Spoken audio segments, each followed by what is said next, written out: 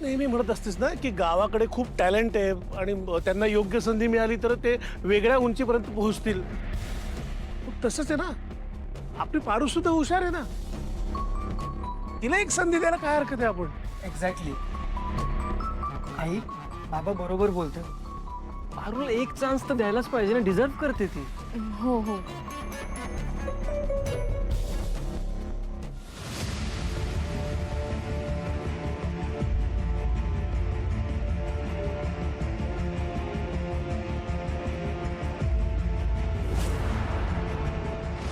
मला पारू बद्दल तुम्हाला सगळ्यांना काहीतरी सांगायचं आहे.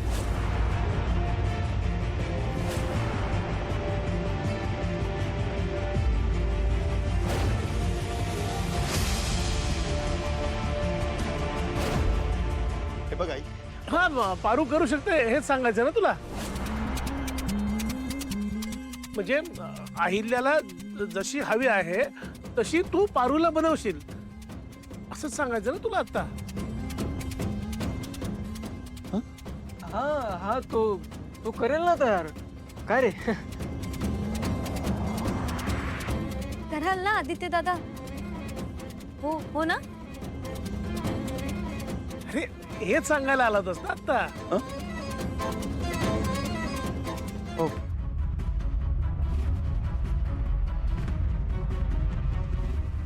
हो,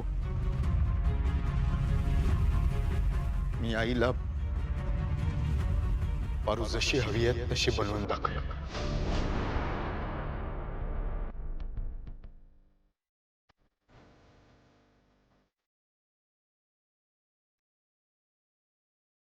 हेच सांगायला आलो तुम्ही. काय चाललंय तुमचं सगळ्यांचं? तुम्हाला वाटतंय तिथं हे सगळं सोपं नाहीये. मला पारूच्या मर्यादांचा अंदाज आहे. मी ओळखते पारूला. ती ह्या इंटरनॅशनल मॉडेलिंगच्या जगात नाही टिकू शकत. आणि म्हणूनच मी ठरवलंय की मी पारूला ह्या कॉम्पिटिशन मध्ये भाग घेऊ देऊ शकत नाही. पारू एक चान्स डिझर्व करते ना, प्लीज. हे बघ, जमेल तिला. नाही, माझा निर्णय झालाय.